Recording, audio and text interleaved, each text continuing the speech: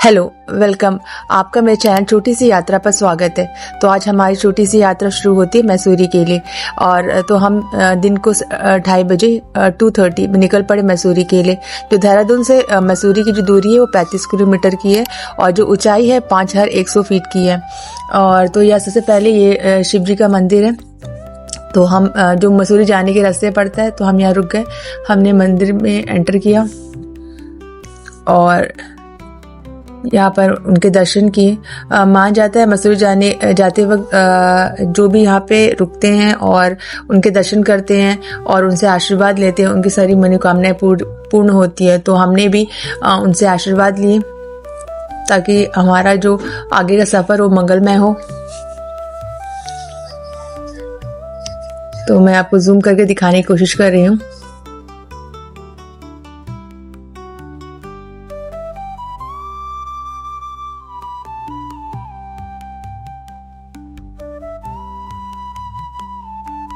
और हमने यहाँ पे जल भी चढ़ाया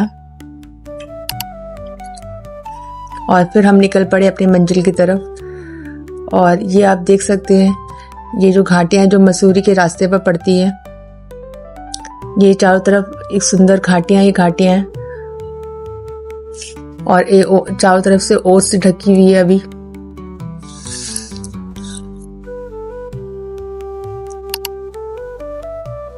और यहाँ हम पहुंच गए एंट्रेंस पॉइंट पर। यहाँ से एंट्रेंस पॉइंट या मैसूरी का एंट्रेंस है।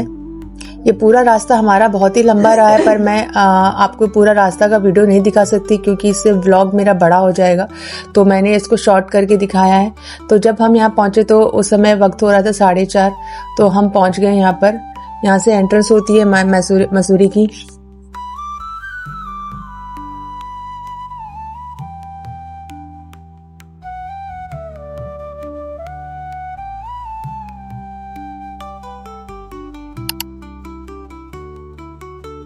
और हम उतरते ही पहले हम बुद्धा टेम्पल की तरफ गए, जिसे कि हैप्पी वैली बुद्धा टेम्पल के नाम से भी जाना जाता है। यहाँ पे हैप्पी वैली एरिया में है, इसीलिए मैसूरी टाउन से थोड़ा सा दूर है, लगभग 2 से 3 किलोमीटर की दूरी होगा। इस मंदिर को तिब्बत मोनेस्ट्री भी कहा जाता है क्योंकि यहाँ की एक बड़ी तिब्बतन कम्युनिटी रहती है। जो मंदिर का आसपास का एरिया है वो भी बहुत ही शांत है।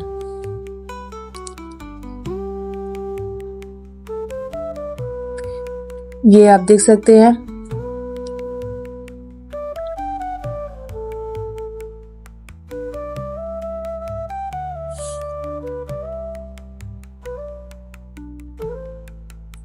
तो यहाँ से एंट्रेंस होती है। यहाँ से एंट्रेंस करते ही आपको जो नज़ारा होगा वो आपके लिए कुछ अलग ही होगा। लगेगा कि आप पहले कहाँ थे और आप कहाँ आए, और 1-2 मिनट का अंतर में आपका पूरा जो आपके सामने का जो व्यू है वो टोटली चेंज हो चुका होगा। तो यहाँ से हम एंटर करते हैं। वैली मैं आपको बाद में दिखाती हूँ, पहले हम बुद्धा टेम्पल की तरफ जाते हैं।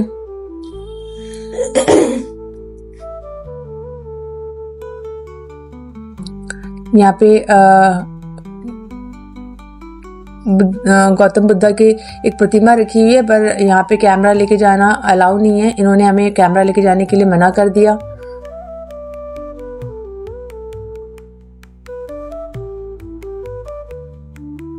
और ये वैली है, आप देख सकते हैं।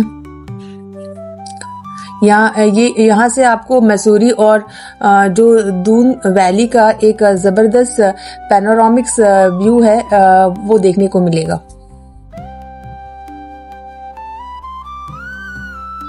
देख सकते हैं ये वैली। अब मार्च का महीना है, पर ऐसा लगता है कि अभी भी यहाँ पे इतनी ठंड है। और आप देख सकते हैं चारों तरफ कोहरा। और ये आता है यहाँ पे प्रेयर व्हील्स।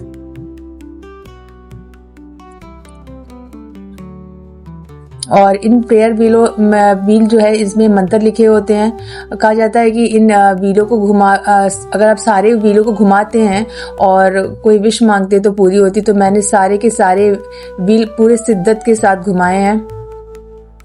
और ये सबसे बड़ा व्हील जिसको घुमाने में मेरी जान निकल गई, पर मैंने इसे भी घुमाया और सारी विश मांग डाली। आप भी जरूर करिएगा।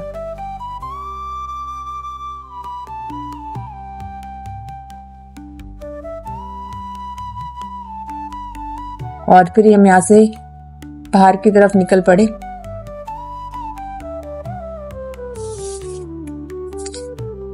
यह जो जगह है वो 1959 के बाद में बनी है, जब दलाई लामा भारत आए थे और तिब्बत कहते हैं यहाँ पे तिब्बत लोगों को उन्होंने बसाया था। यहाँ पर कुछ छोटे छोटे अक्षरों पे लिखा है। एक्चुअली मैं चश्मे के कारण मैं ठीक से पढ़ नहीं पा रही हूँ और मुझे समझ भी नहीं आ रहा है क्या लिखा हुआ है। और यहाँ से जाते वक्त कुछ रेस्टोरेंट भी है, आप यहाँ पर खा पी सकते हैं, रेस्ट कर सकते हैं, पर मुझे जल्दी थी जाने की क्योंकि मुझे सनसेट देखना था, तो फिर मैं यहाँ से आगे की तरफ निकल पड़ी।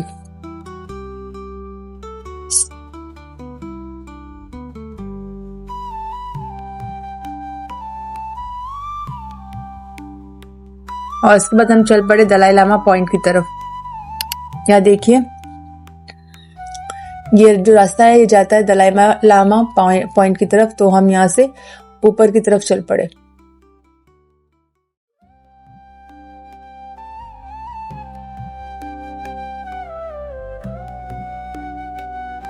यहाँ पूरे मौसम मतलब 12 महीनों यहाँ पे कहा जाता है कि यहाँ पे भीड़ रहती है और ये लगभग 50 सीढ़ी से भी ऊपर होगा। मैंने गिनती तो नहीं की पर ये अप्रॉक्स उससे भी ज़्यादा होगा। और फिर हमने इस पर चढ़ना शुरू कर दिया और हम चढ़ते ही जा रहे थे।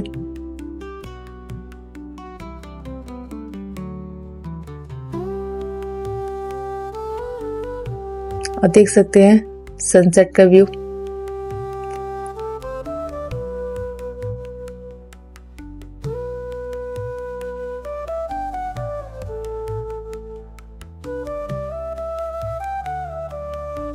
और यहाँ से भी कुछ हमने अच्छी अच्छी पिक्चरें क्लिक किए।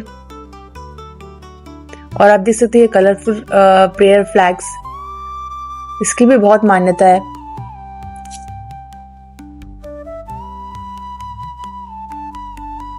यहाँ से जो व्यू है वो तो मैं आपको क्या ही बताऊं, उसमें उसके लिए शब्द नहीं है, उसको आपको खुद ही अनुभव करना पड़ेगा, पर जितना मैं दिखा सकती हूँ। और ये देखिए सनसेट, जिसके लिए मारे हम यहाँ तक पहुंचे हैं।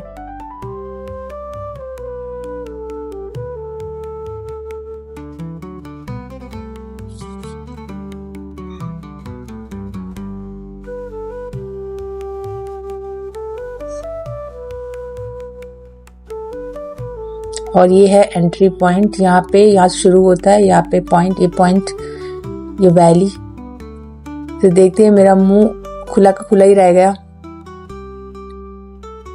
यहाँ से पूरा दून वैली और पूरा शहर दिखता है। यहाँ से सिर्फ जो पहाड़ों का दृश्य आपको देखने को मिलेगा। ये देखिए सनसेट। हमने सन को अपने कैमरे में पूरी तरह से कैप्चर करने की कोशिश की।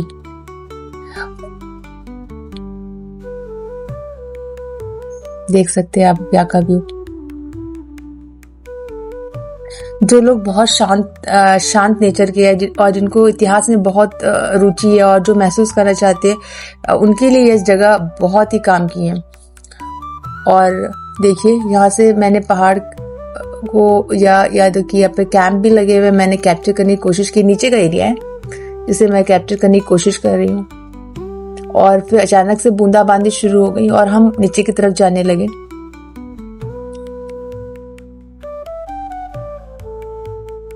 आप देख सकते हैं प्रेयर फ्लैग्स कितने खूबसूरत लग रहे थे, बट हमें जल्दी थी नीचे जाने की क्योंकि बारिश शुरू होने वाली थी।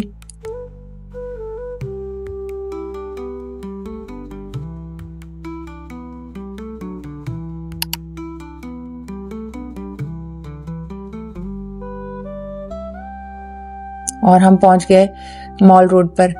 यह मसूरी का सबसे फेमस और सेंट्रल एरिया है।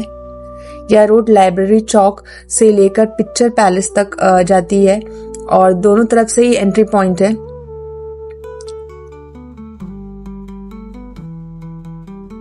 और हमने भी यहाँ से एंट्री ले ली।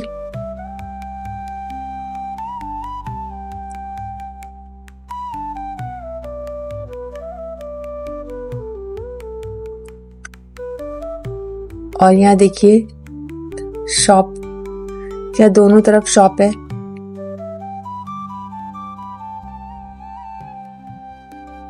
और क्योंकि बारिश हो चुकी थी और जैसे मैंने आपको कहा कि पहाड़ों में बूंदाबांदी तो शुरू हो गई थी, तो यहाँ पे भी बारिश हो चुकी थी, तो मिट्टी की अलग सी एक सौंधी खुशबू आ रही थी।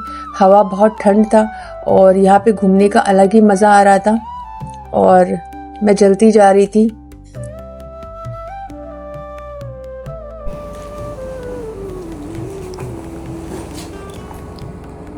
तो मैं चलती ही जा रही थी।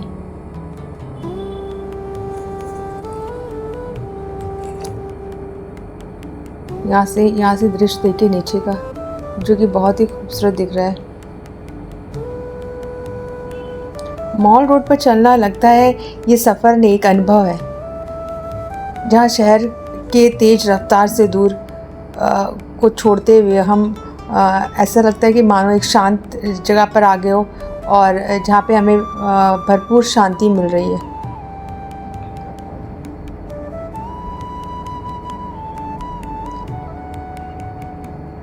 और यहाँ पे गर्मा गर्म मैगी और मोमोज मिल रहे थे।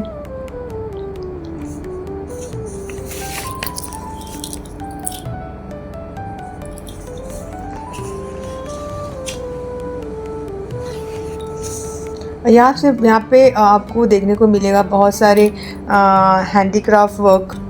और जब हम निकले थे तो हमारा कोई प्लान नहीं था, तो हम गर्म कपड़ा लाए नहीं। और अब शाम जैसे जैसे आगे बढ़ रही है, हम ठंड बढ़ रही है, तो हमने कुछ गर्म कपड़े ख़रीदे यहाँ से। महीना मार्च का है, पर यहाँ पे ठंड वैसे ही है जैसे कि जनवरी फरवरी में होता है।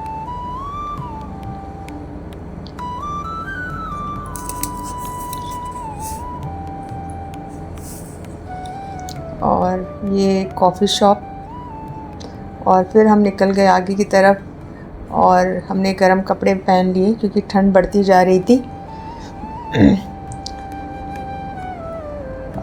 अगर मुझसे कहा जाए कि ये जो मॉल रोड पर और मॉल रोड की गलियों में घूमना कैसा लगता है, तो मैं उसे एक पोएटिक लैंग्वेज में बोल सकती हूँ कि ये ना सिर्फ एक रास्ता है, बल्कि एक जज्बात है, एक एहसास है, एक सुकून है और खुद से मिलने का एक समय कह लीजिए, या खुद से मिलने का एक सही वक्त अगर बोला जाए तो वो मॉल रोड ही होगा।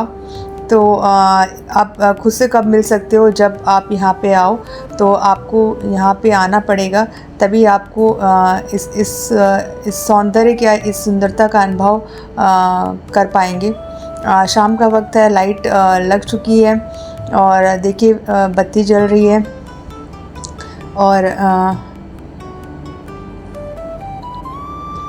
और यह रात में, ये अंधेरे में जब ये लाइट जगमगाते हैं तो ये बहुत ज़्यादा ही खूबसूरत लगता है यहाँ का दृश्य।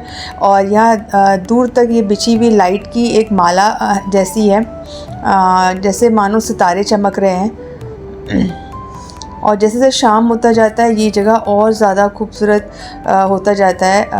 आप देख सकते हैं, ऐसा लग रहा है कि मैं इटली के वेनिस की कोई गलियों में घूम रही हूँ।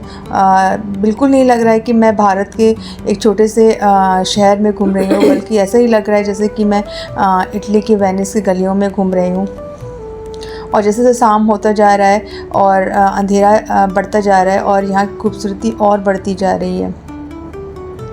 और जैसे जैसे शाम होता जा रहा है और अंधेरा होता जा रहा है, मेरे जाने का वक्त भी करीब आता जा रहा है। और जो मेरे ड्राइवर भैया हैं, उन्होंने मुझे 7:30 का टाइम दिया है, तो वो मेरा वेट कर रहे हैं। वक्त हो चुका है मेरे जाने का। बहुत इच्छा थी कि आज मैं रहूं, पर ये मुमकिन नहीं है। पर मैं आपसे रिक्वेस्ट करती हूं कि आप जब भी आए, आप ज़रूर रुके एक दिन और इस जगह का पूरा आनंद लें। तो आप आशा है आपको मेरी छोटी सी यादें पसंद आई होगी। तो आप मेरे चैनल को लाइक करना मत भूलिएगा। सब्सक्राइब करने के लिए मैं नहीं कहूँगी, क्योंकि मुझे पता है मैं कहूँगी तो आप करोगे नहीं। अगर आपको पसंद आया तो आप ज़रूर करोगे। तो कमेंट में ज़रूर बताना कैसे लगा। पर मैं अब मेरी यात्रा को मैं यहीं समाप्त करते जा रही हूँ और मिलते हैं अगले व्लॉग पर। और तब तक के लिए गुड बाय, नमस्कार।